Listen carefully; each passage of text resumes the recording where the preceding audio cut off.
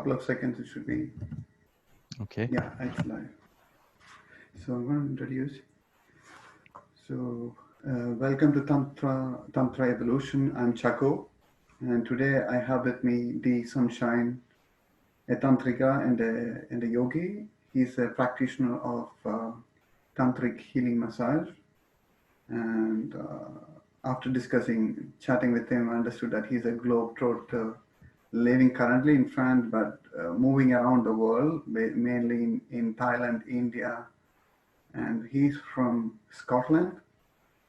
And I'm glad that you have accepted this invitation to share your journey into yoga, tantra, and spiritual world with us today. Yeah, very happy to do so. Very happy to do so. Yeah, thank you, Dee. So can you just share with us like how you ended up as a Scotsman, how you ended up doing yoga and tantra? Okay. Well, to be honest, it came after a breakup with somebody. Mm-hmm. I'd been with someone for nearly 11 years. And this woman I actually met in India, you know, so I had a romantic connection with India already. And after we split up, I wanted to go back to India. Mm-hmm. And I had just started getting interested in yoga. And when I was in India, initially I discovered Kundalini Yoga, which I really, really liked.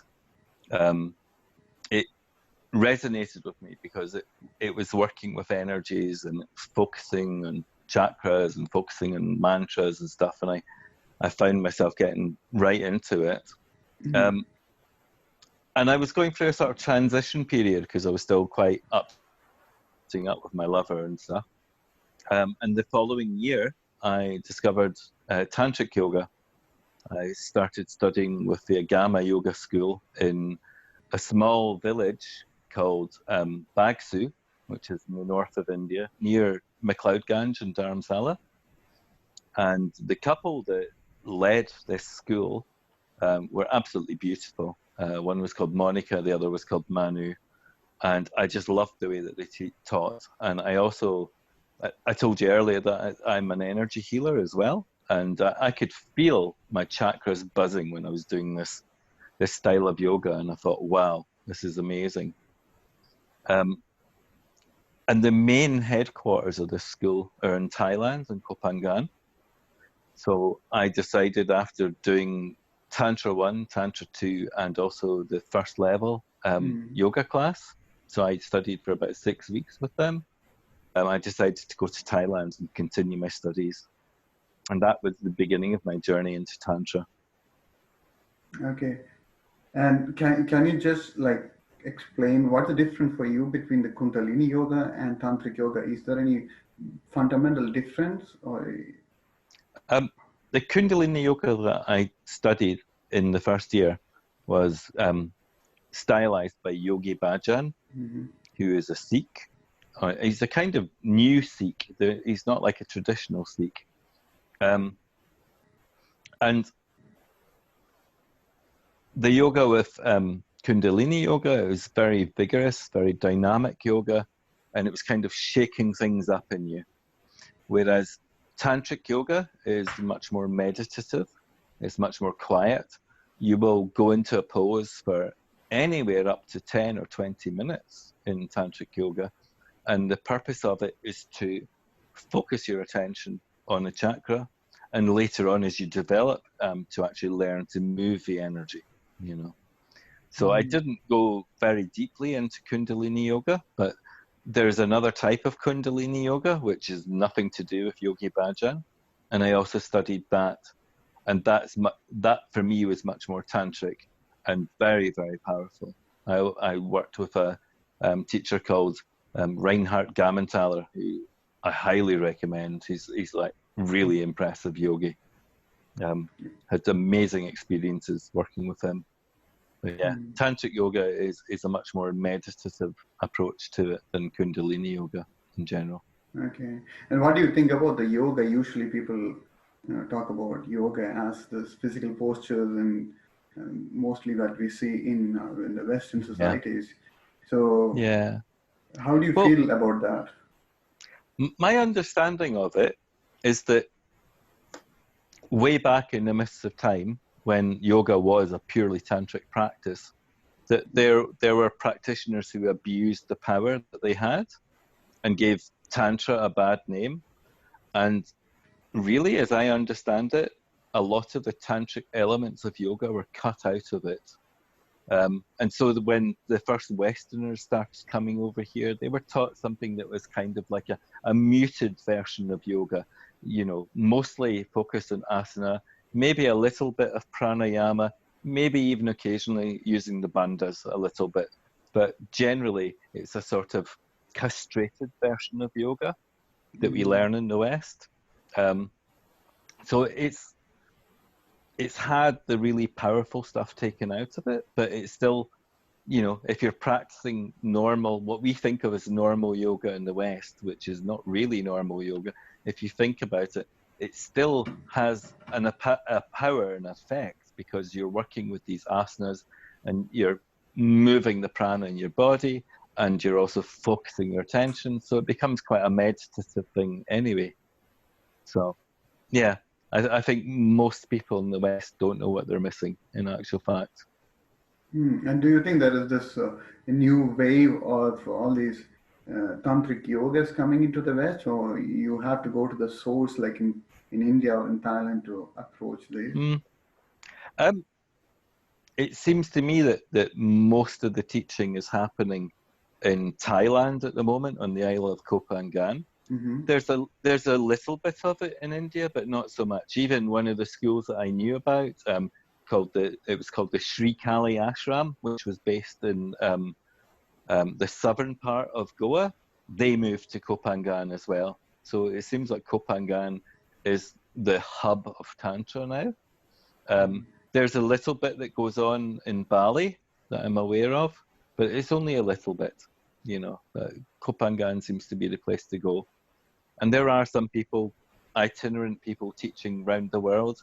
I know quite a few people go to Ibiza in Spain to teach. Mm-hmm. So that seems to be, probably if you want to in Europe, Ibiza would be the place to go. But I can't speak about that personally, because I've never taught or even visited Ibiza. Never visited it. Okay. So how do you brought the tantric healing massage into your practice and into your life? Okay. Again, this is a bit of a long story, but if you bear with me. Yeah, definitely. When I first started at Agama Yoga, I wasn't at all interested in the more sexual aspects of Tantra. I wasn't. I was only interested in Tantric Yoga, and my mind was completely focused on that.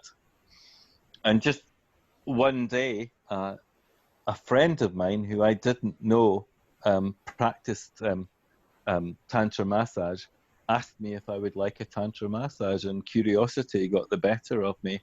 And so I received the Tantric massage, and it blew my mind, to be honest, Chacko. It shifted something in me. It shifted something in me emotionally.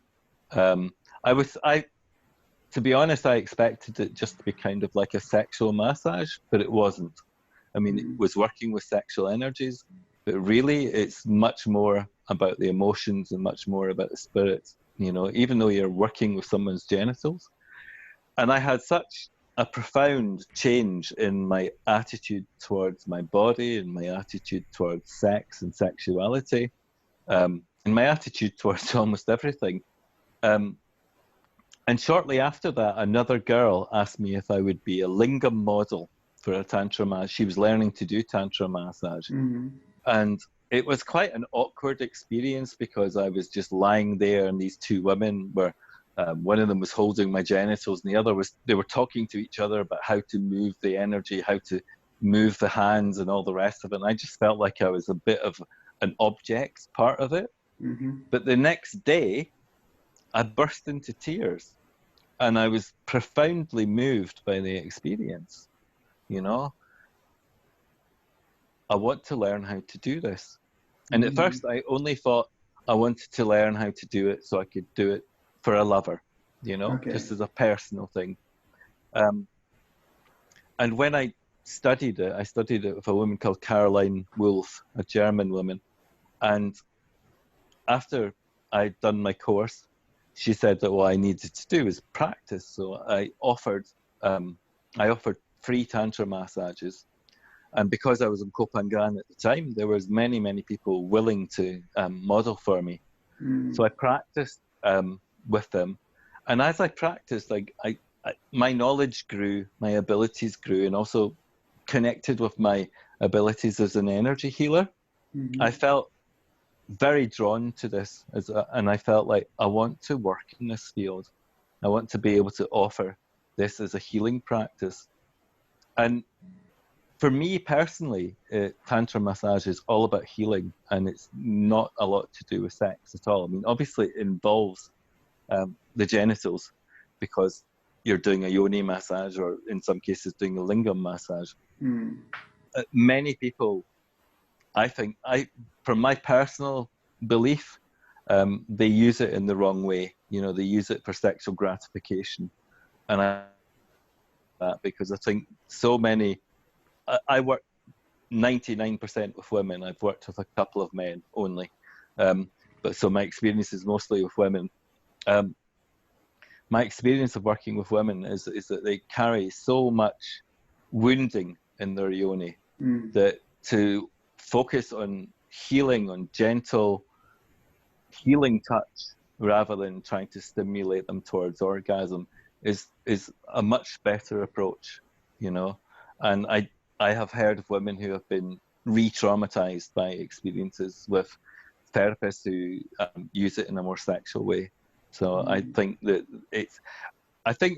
it's relevant if you are already quite open, you know, to go for the sexual side of tantric massage. But I think it's, you know, if you're a woman and you've never experienced it, and you maybe have sexual traumas or emotional traumas, then I wouldn't recommend you to do that, you know. Okay. And as a man, as a tantric massage practitioner, how do you position yourself when you do such kind of massage with women who are already traumatized or sexually abused? And yeah, when I'm working with women who are like that, everything is very slow and very gentle. And my policy as I'm working is that I will never do yoni massage on the first massage. So I will work with the full body but not touch the yoni. And the reason for that simply is that if there's an energetic mismatch, right, then the woman will walk away having just not very good a massage. That's all it'll be. Fortunately, I don't think I've had that happen yet, but I want to be cautious whenever I'm working with anybody, so they won't be re-traumatized in any way, shape, or form. Whereas if you were to give a yoni massage on the very first massage, and something was triggered, it could be a re-traumatizing experience. So I give this first massage, which is full body massage, and if the woman likes the energy that she feels from me, and feels that she can trust me, then she can come back and have a yoni massage. And I think that's a much safer way to do it. So there is a part of communication, I mean, verbal communication that you insist in the beginning. Absolutely. And in actual fact, usually, like when I'm settled down somewhere, usually my policy is that I have created a questionnaire, and I will email it to the client beforehand and ask her to fill it in, and then I get an understanding of her and her sexuality before working with her. It's of course completely confidential. And the boundary setting is very clear for both the sides. Absolutely. From the boundary point of view, we always discuss boundaries beforehand, and I make my boundaries really clear as well, because this is important. A lot of practitioners don't talk about their boundaries. So I'm very clear about my boundaries. And with the client, she sets her boundaries. And at no point, no matter if she decides to change her mind during the massage, are the boundaries expanded. Like, for example, if someone says they don't want their yoni touched, then that is as far as it goes. They cannot change their mind and go, actually, I would like you to touch my yoni, because they're not in necessarily in a rational state of mind, during the massage. They might feel sexually stimulated and want to be touched there, and then afterwards they might feel shame because of it. So always the boundaries are set. There's a boundary that's set, and it cannot get any bigger, but it can get smaller. Like if the woman says, for example, that she's happy to have her breast touched, but when it comes to it, she decides she doesn't want them touched, then the boundaries contract according to her. So everything is led by the client. Yeah. And how do you, when you work with clients, when you're working with different energies, people have different types of energies. And how do you protect yourself, from not getting sucked into these energies? This is an interesting one. I know a lot of people that get worried about being sucked into energies. I feel that my own yoga practice and my spiritual practice, I have a practice that I do every morning, and it starts with prayers and blessings and meditation, and then it goes on to the physical yoga practice. I feel that keeps me grounded, it keeps me balanced. I never feel like I get sucked into somebody's energies. There are times when I feel quite tired from doing it. Like I can feel like an energetic change, but it's only short term. It lasts for maybe 20, 30 minutes after the massage is finished, and then I come back into myself. So I don't feel any need to protect myself. I think I do whatever I do is automatic protection. Okay. So you feel already a kind of energy protection around you because of your daily practice and yes, exactly. And do you think it's easy to bring these kind of massage practices into a Western society? Like, I understand it can be easier in a place like Copenhagen, where you have all this Tantra community. Yeah. And you went, I don't know if you tried to bring it back to Scotland. Yes, I have. Yes. How was the reaction for that? I lived in the Highlands of Scotland for a while, and the reaction was not good. It really wasn't good. People are very, very closed-minded up there. I did teach a little bit of yoga when I was there, and I had a few people that would come to classes, but it was only a few people, and it wasn't satisfactory. I felt that people were very closed-minded. I lived down in England at one point, and people were more open to it there. But I was only there for, I think, 3 or 4 months, something like that. And I had quite a number of clients when I was there. And here in France, I'm looking into the possibility of working with some people. There are a number of people that I might have as clients, but I'm living in a rural community. And so I have to be kind of discreet about it. But I think there will be some clients, not many, but some. And we'll see how it goes. Amanda and I have talked about the possibility of trying to network with other tantric practitioners in France, and even the possibility of having some sort of small festival. I don't know if it will definitely happen because with all the COVID-19 stuff, you just don't know how things are going. But at the moment, it looks like France is beginning to open up. So it's possible that this small festival will go ahead. And we both have friends in France who are tantric practitioners. So we hope to do something where there might be some form of exchange, and just to, connect with other people. It would be nice. Yeah, exactly. I think that's what I heard from Amanda. Like something in July she was trying to organize. But let's see how the French government's position is. Yeah. It's difficult to know how it's going to be. I mean, just recently, we managed to she was coming back to France and I came with her, and it was no problem. Okay. And now, apparently France has decided that people have to quarantine for 14 days. So that's a step in the wrong direction. So it's just the case of watching and waiting and seeing what happens in France. I have a very close friend in the Czech Republic, and it's quite inspiring what's happening there. things have opened up much more, you know, so they have lots of shops opening, and their restaurant is opening up. Restaurants are opening up, so things are looking like they're improving. So hopefully, if everything works out well with the Czech Republic, and I'm sure every other government will be watching it, hopefully things will open up even more in France and Britain and all the rest. Yeah, I was reading yesterday that Portugal is planning to open up for tourists, at least from European Union. Oh, that would be fantastic. I mean, yeah. That's what I heard, because they're saying like, okay, Czech Republic, they're trying it out.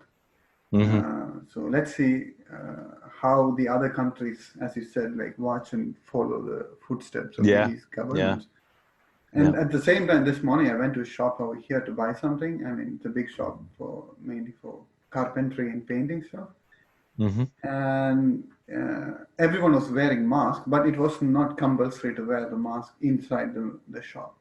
At least 95% of the people were wearing it. I mean, I've noticed this in France. It's a big difference from Britain. In Britain, not so many people were wearing the masks at all. It's culturally quite different. I've been touring around this area a little bit. I went to the city of Angoulême, which is very, very beautiful. And almost every single person I saw was wearing a mask. Not all, but I would say 90% of people were wearing masks. Whereas in Britain, I would say it's more like 30%. Wow. So big, big difference, yeah. I think that's a big difference in that. I mean, I was talking to my parents yesterday in India.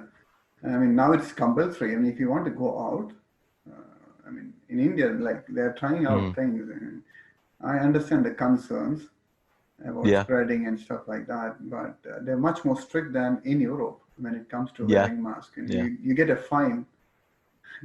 Immediately. It was the same in the Czech Republic, but now they're loosening the restrictions. But the Czech Republic was the first country to close down after Italy, because it all happened in Italy and Europe first.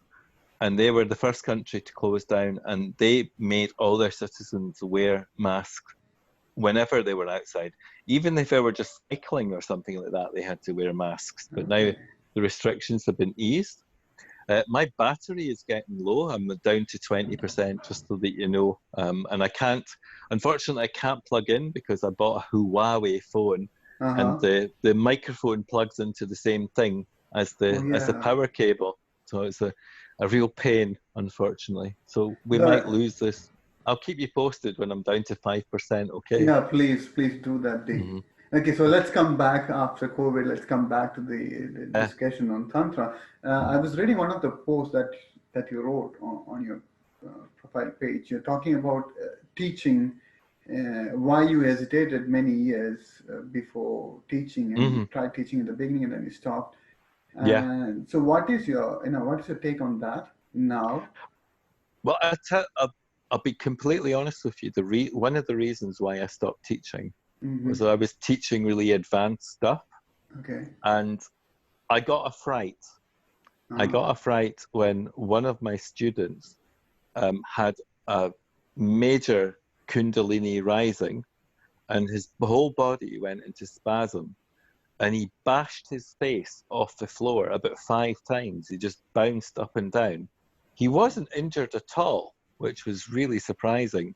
But I've heard of this phenomenon before, that when people have this Kundalini awakening, that they can actually hit themselves really hard and not get hurt. There's some very strange phenomenon about this. And then the following week, when I was teaching again, it happened to me, which was really embarrassing. I passed out in the class. I just flipped backwards and banged my head off the floor. I didn't feel anything at all. And I just thought to myself, I'm working with forces that I don't have enough experience to control, you know? I loved all that stuff. I absolutely loved the huge flashes of energy that I would get through me. But I realized through experience, but also through hearing about other people's experience, that you're working with quite powerful forces when you're working with Kundalini energy. And later on, maybe the following year, I did a Tantra teacher training which was very poorly facilitated. Again, I won't name the teachers that were involved, but I thought it was a disgrace that the way that they taught it. And there was a woman who had the most extreme Kundalini arising. She was completely wired by this experience. I mean, you just had to touch her skin and she went into a paroxysm of shuddering, and she was traumatized by it, and she was very scared by it. And the people who ran the course really didn't look after this woman at all well. And I realized that, you know, I mean, I was very lucky when I was teaching my classes that something worse didn't happen. And so I've changed my own personal practice. I don't work so extreme in my own practice, and I feel more comfortable about teaching people. I was teaching when I was back in Scotland, as I said, and I was teaching a much more gentle practice, and I think that's important. I would still be willing to teach people the more extreme stuff if they were very experienced yogis, you know, and were willing to, you know, accept that they were taking a risk with themselves. You know, I would be willing to teach under those circumstances, that sort of stuff. But I feel like I was relatively inexperienced when all that happened, and it affected me in a negative way, you know. So, because I can see a lot of people going into becoming tantra teachers and yoga teachers without really understanding what you just shared. And I don't know if their nervous systems are able to hold on to this much amount of energy. And I think that's a fact which is not much discussed in the world of yoga and tantra. That much. No, it's not. It's not. And personally, I think there's way too much stuff going on in this world, not just tantra, but also shamanic practices, where people who really don't know that much are teaching stuff that is very powerful and potentially dangerous. I mean, I had some very, very difficult experiences taking ayahuasca with somebody who was a Westerner who thought they were a shaman. And I didn't know any better at the time. And I know of other people who have had very difficult experiences using ayahuasca with somebody who actually doesn't really know what they're doing, who wasn't brought up as an ayahuasquero as a child, because that's how it's culturally done. You're in Peru and the likes of Brazil, you receive ayahuasca when you're just 5 years old from your father, who is a shaman, you know, and this is the way it's transmitted. And it's the same with Tantra. There are so many people who know a bit about Tantra and are teaching some highly potentially triggering practices to other people. And I think that there's not enough gentleness about it. I think people want flash, bang, boom, you know. I loved flash, bang, boom when I experienced it. But at the same time, flash, bang, boom can have a really bad effect upon you. And I know many people who experienced a kind of tantric burnout from doing two extreme practices. You know, some people who are now highly acclaimed tantric workers and acknowledge it even. You know, they acknowledge that they experience stuff that, you know, and they themselves have also moderated their practices and moderated the way that they teach. Whether it's Tantra or Tantric Yoga or whatever, they've moderated their approach to it because they've seen what a tricky beast Kundalini can be, you know. And you think it's because there is a high demand for these kind of altered states of consciousness in our collective culture nowadays? Yeah, absolutely, especially amongst Westerners. I mean, I think the thing is that everybody is looking for an answer. They're looking for a solution to their lives. They're looking for some way to make themselves happier, to make themselves less stressed out. And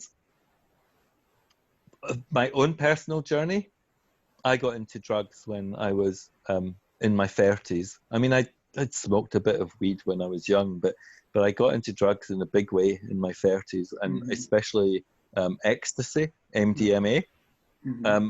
And for me, I had amazing spiritual experiences in this drug, and I thought, wow, this is amazing. But of course, it is a drug. And what it does is it shows you the possibilities, but it can't take you there.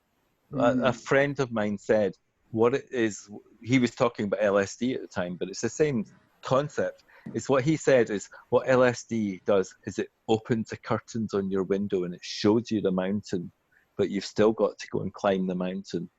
So a lot of people, they get into drugs, and because the drugs don't work, they eventually get into something like Tantric Yoga or something, as I did, and they want tangible results. They don't have the patience to do the hard work, you know. And I was the same. Like when I first got into Tantric Yoga, I was like, I was doing so much of it. I was doing crazy amounts of it. I was like doing 5, 6, sometimes 8 hours in one day of Tantric Yoga, going, where is this going to take me? I was so excited.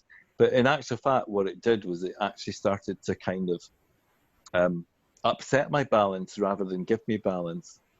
So now when I do my yoga practice, I mean, I do yoga practice for about 3 hours a day, but it's a very gentle and it's a slow practice. And I involve a little bit of the more extreme stuff, but very, very gently and slowly. And I think we're also impatient in the West to experience results. We're so trained to be go-getters. You've got to go and get it. And, you know, so that when we get into things like yoga, which is from the Eastern culture where they have a very, very different attitude to these things, we go at it hell for leather, trying to get results. And you learn this the hard way. You learn that if you do this, you know, if it's, for example, if you're into some of the more extreme forms of physical yoga, you end up getting physically injured because you overdo it.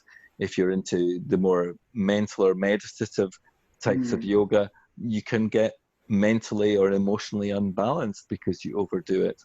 So I would say to anybody, you know, starting off in this practice, start gentle and start slow and listen to yourself, listen to your body, listen to what's going on in your heart, listen to what's going on in your head. And if it doesn't feel right, slow down, you know, because you're pushing yourself too hard. And people do melt down totally. I mean, there was in Agama yoga, there was one guy who stood inside the pond and declared that he was the avatar or something like that.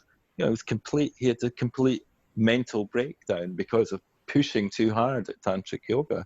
It doesn't happen to many people, but it does happen, and I've seen it.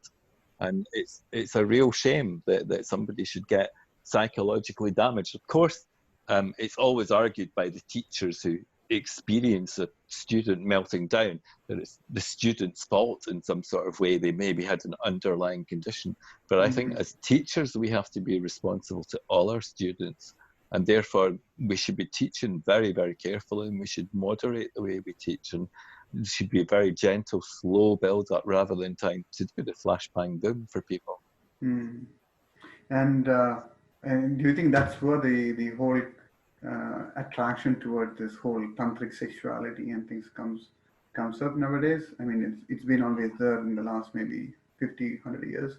I'm sorry, Chuck, but the first part of the question was garbled. There was, can you repeat it? So I was just wondering, because of this you know, attraction towards high intensity experience, people look for the sexual part in Tantra. Absolutely. And Absolutely. Do you have anything to like share with us about like how do you integrate the tantric sex in within the tantric yoga thing? I don't integrate tantric sex with tantric yoga. For me, they are two separate things. Tantric yoga is admittedly working with sexual energies at time, but it's nothing to do with tantric sex. You know, and this is a misapprehension that many people have. I'm quite surprised that they could have, but I understand why, because I had somebody that was going to come to me for private lessons, and she contacted me. She was asking, she was very curious about it, and then all of a sudden she cancelled at the last minute. And I said, I just wanted to know. I wanted feedback, and I said, could you please tell me why you cancelled? And she said, oh, I Googled it. So I Googled Tantric Yoga, and the first image I saw was of a naked woman doing a headstand with her legs open and a guy going at it from behind. That was the first image that came up for Tantric Yoga. So I think that sort of the whole word Tantra has been just like hijacked by the pornography industry. And so it has a really bad reputation because of that. You know, many people are afraid of getting involved in Tantra because, I mean, there is a sexual element to Tantra, that is undoubted, but it is a very small part of what Tantra is about. And Tantric Yoga is what I would call white Tantra. It's nothing to do with sex. You're working with sexual energy, but it's nothing to do with sex. Just like the Buddhist Tantric Yoga is really nothing to do with sex. It's all to do with what you do with moving energy and what you create in your mind through concentration. But you were asking about Tantric Sex, and I do practice Tantric Sex. And it was a very slow journey for me. And it takes a lot of practice, because as a man, you have to learn to be able to withhold your semen to stop yourself from ejaculating. And you have to learn to get into a different rhythm. You know, men generally are much more genitally driven. I think it's 2.5 minutes is the average time that a man lasts when he's having sex with a woman, 2.5 minutes. So with Tantric Sex, everything you slow down and you go to another place and you stop being so orgasm or goal fixated, and it becomes, for me anyway, it becomes much more about lovemaking. But I'll be honest, I don't always practice Tantric Sex. I practice normal sex as well, because it's very enjoyable, and why not? And I have heard and read about this semen retention practice, and which is much more advised in yoga, and many yogis they do that. In Tantra they do have this thing in Taoism, and also sometimes in the Ayurveda, you know, they talk about like you lose a lot of urges when you ejaculate on every time you have sex. So what is your personal experience on that? Well, I think I have a very contentious view on this. It's contentious to other tantric people. I honestly believe that the idea that there's ojas in semen it goes back to the days when, you know, the cavemen eventually noticed that, you know, when they had sex with their woman, that they got the woman pregnant. And they used to imagine that inside the semen was tiny, tiny, tiny little babies. This is what they used to imagine. And there's been a culture all around the world of somehow thinking that there's something sacred about semen because of this. And in a way, of course, there is something sacred about semen, because it's part of what creates life. But in my own personal experience, I've noticed that, I mean, I hope this is going out to an X-rated audience, but I'll speak quite frankly, that I used to, when I was younger, I used to masturbate a lot, like many men. And I noticed that I would experience what they call the petit mort, which is the little death. Okay. And I think that what it is that it's not the semen that's important, it's your sexual energy that's important. And this is a different thing. And the semen is just stuff, you know? It's your sexual energy that's important. And if you just masturbate, especially if like you masturbate to porn or something like that, then where is that energy going? You know?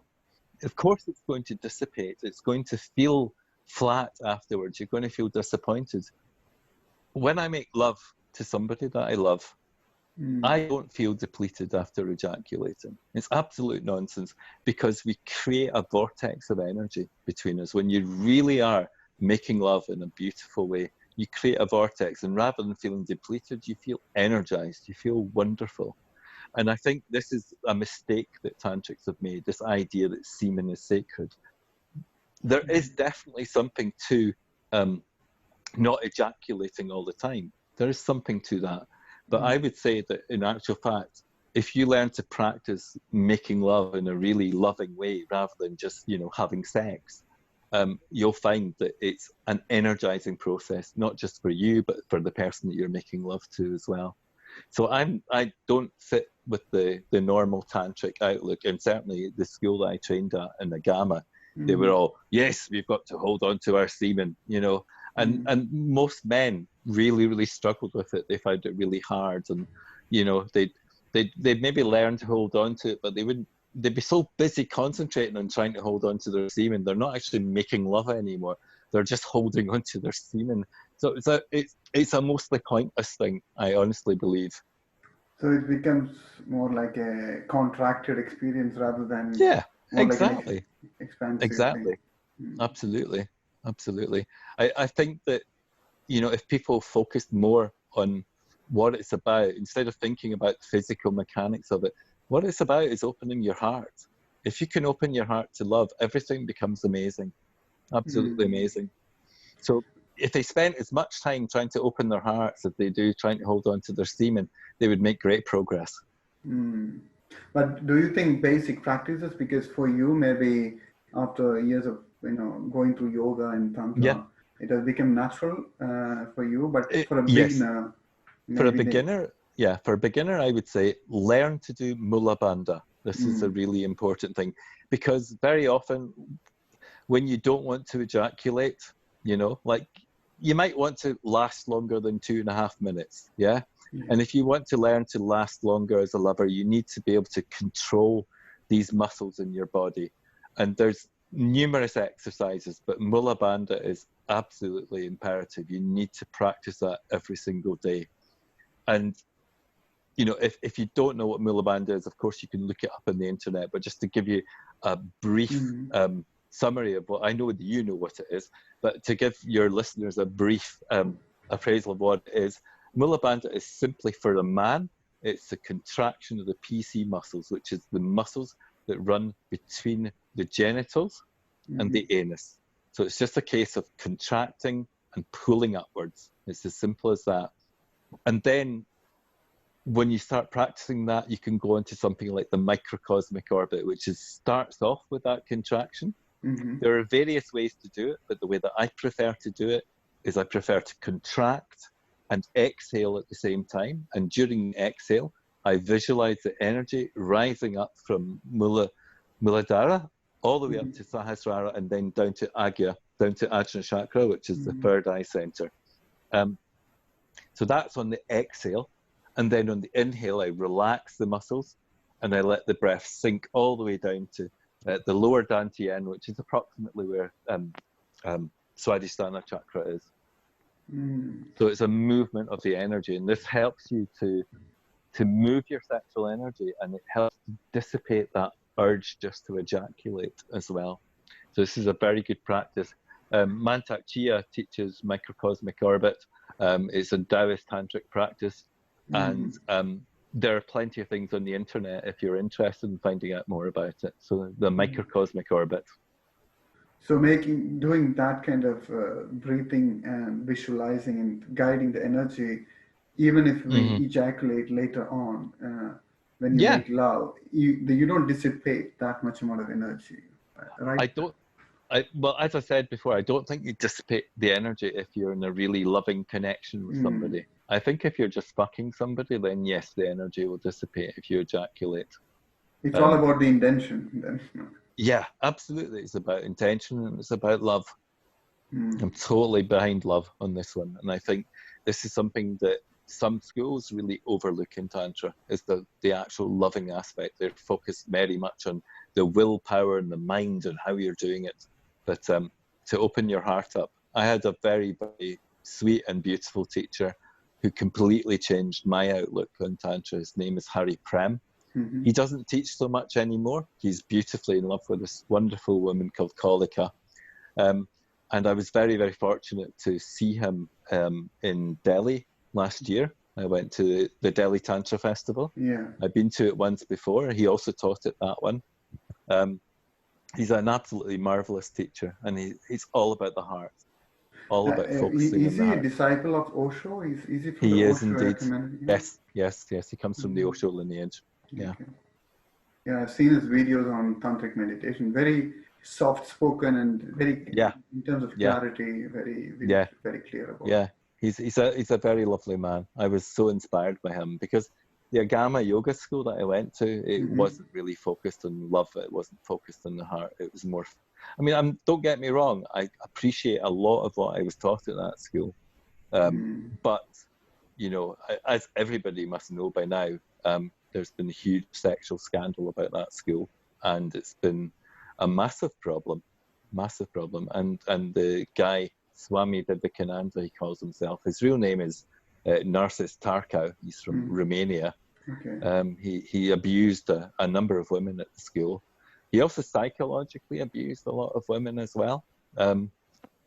So he's really put the Agama yoga name in shame. But the school actually taught a lot of very, very interesting stuff. But I would recommend everybody to avoid that school like the plague.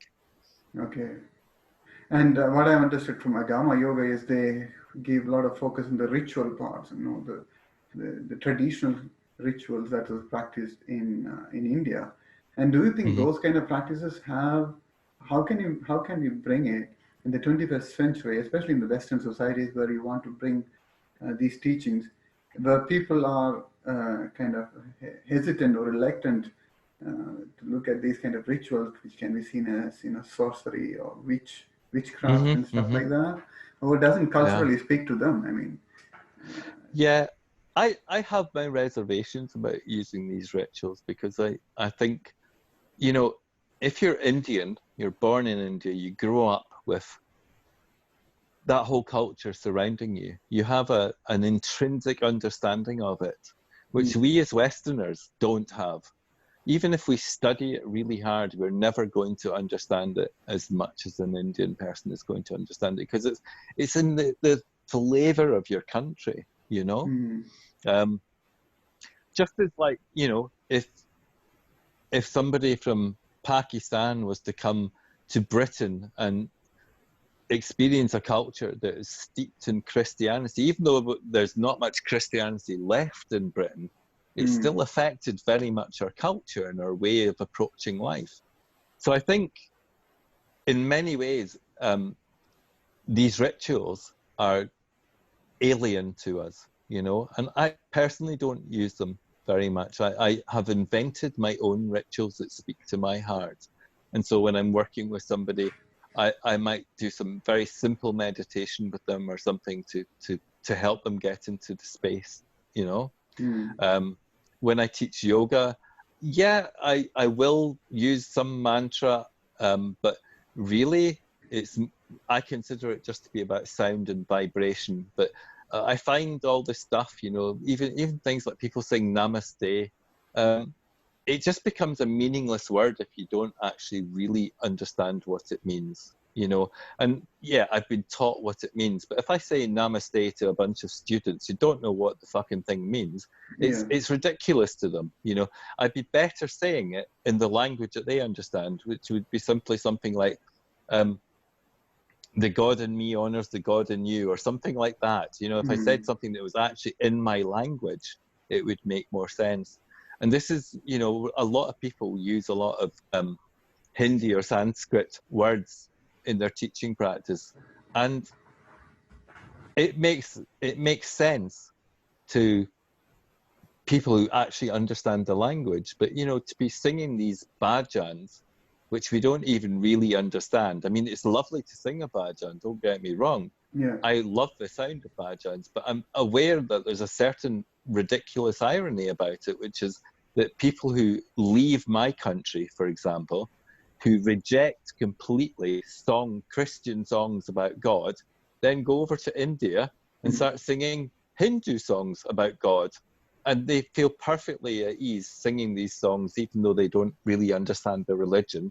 But they're singing songs to Krishna or Shiva or Kali or whatever, and they don't even really know what they're singing about. So there's a sort of ridiculousness about it.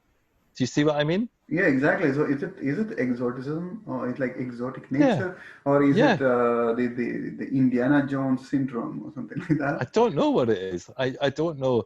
I mean, I know that I've sang bhajans myself and I've loved it. I've enjoyed it. But to be honest, for me, it's just a sing song. It's a bunch of people singing together, singing from their hearts, and it feels nice. But I have no clue what I'm singing. You know, when I'm singing Shri Mata Kali, Shri Mata Devi. I'm just like, okay, I actually know what the translation of his words are, but I don't feel it.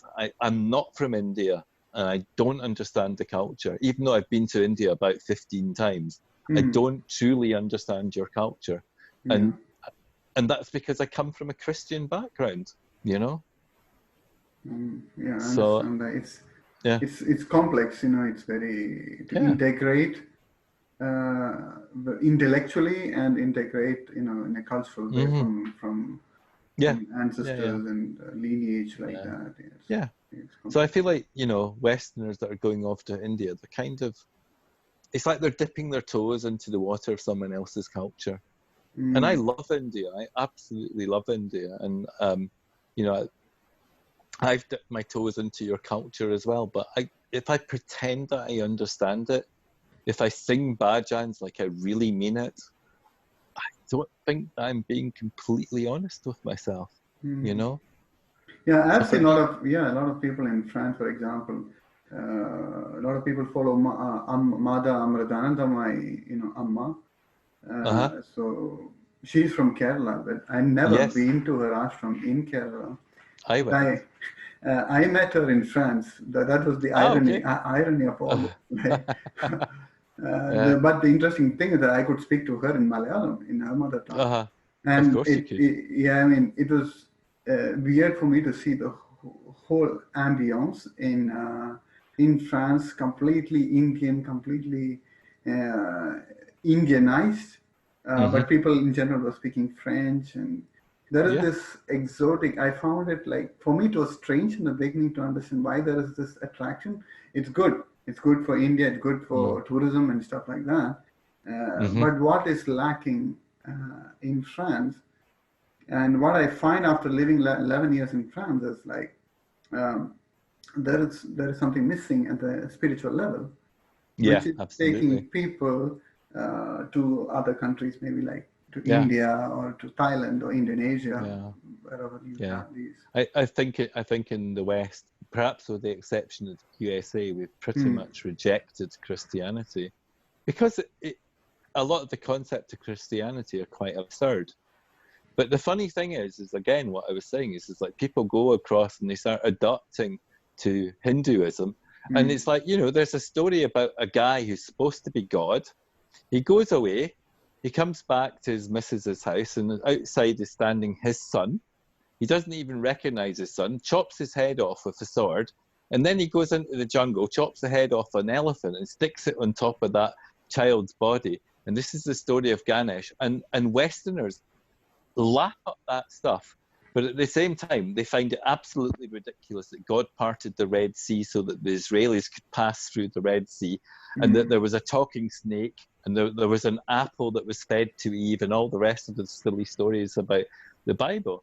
And yet they'll go to listen to Hindu stories, which are just as utterly ridiculous, Yeah. I mean, I love them. Don't get me. Again, I love the Hindu stories. I absolutely love them, but they're like amazing stories. Hmm. And if you look at the Bible, they're like amazing stories as well.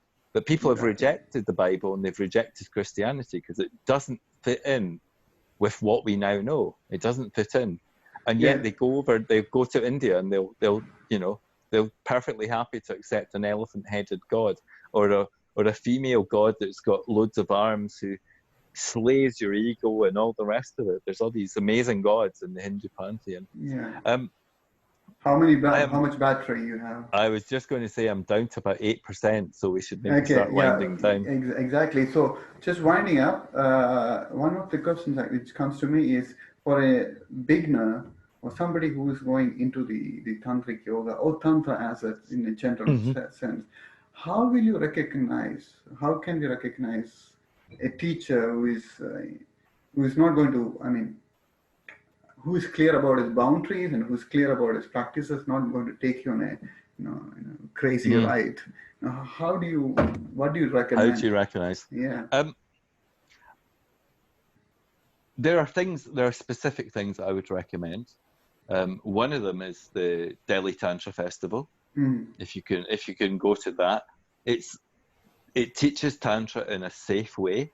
There's Okay. no nudity, there's no no sex happening. So it's like, you know, it's a nice, gentle start into Tantra. That's one way. I don't personally have experience of it, but I have friends who've done it, and they've studied at Sri Kali Ashram, which is now in Kopangan. Okay. This is another opportunity to start studying Tantra and to learn about it in a safe way. And then what I would recommend is if you are interested in a course, then do due diligence, you know, find out the teacher's name, Google them, and maybe even put their name in and then just put scandal after that and see what comes up. If something comes up, make up your own mind after you've seen what comes up. But there are so many teachers that there's dirt on now, you know, and so many of them are still teaching. They refuse to acknowledge their mistakes. They refuse to acknowledge that they have traumatized people. And they just carry on. There's a lot of people, unfortunately, who are working from a place of the ego, and there are even some people who I would say have narcissistic personality disorder, you know, guru syndrome. So be very cautious when you get into Tantra, but do get into Tantra. It's an amazing practice, and I highly recommend it to everyone. It will lift up your spirits, it'll open your heart, and it'll make your life so much lighter and brighter. So any few last words, like any tips or practice that people listening to us can do it on a very easy basis, even if they don't have any background in yoga or Tantra? Anything that you suggest? I would suggest trying to find a Tantric Yoga class. And if you can't find Tantric Yoga, then at least look for Kundalini Yoga, because there are many, many Kundalini Yoga teachers, and that practice is safe. It requires you to be relatively fit and flexible. It's quite the exercise is a lot of it is quite vigorous, quite fast. So if you're really not fit, I would recommend Kundalini Yoga. But if you're unfit, then you could try Yin Yoga, and you could try restorative yoga. They're a nice beginner's way into yoga. And just generally with Tantra, you know, do your research, make sure you do due diligence. Okay, so how can we find you, Dee? Mainly now on Facebook? I'm on Facebook, yes. Unfortunately, I don't actually know my Facebook address, but I tend to use... I'll upload that, yeah. Would you? That would be fantastic. I also have an Instagram, but I would have to flick out of here to try and find... Can you bear with me? I'll look for the address of it. Yeah, sure. Yeah, because I don't remember all these things offhand. So I'll note it down. Yeah. Yes, it's DEE dot sunshine dot tantra dot love. So that's my Instagram. So you can find me through Instagram or through Facebook. Okay, and so these are the two ways people can reach you. If they have anything to ask you, contact you. Yeah, absolutely, and I completely welcome. Also, you can note my email address, which I sent you already. You have it handy? I have it, so I'll put it. That would be great. Yeah, if anybody wants to get in touch with me, get in touch with email. And you do private session also, private coaching? I do private sessions, yes. Okay. So thank you, Dee, for your time, for sharing this whole Tantric yogic and wisdom in your travel and different positions, perspectives on various things. I'm glad to have participated. Thank you very much. Thank you. Thank you very much. And just switching off the live, Facebook live thing. Okay.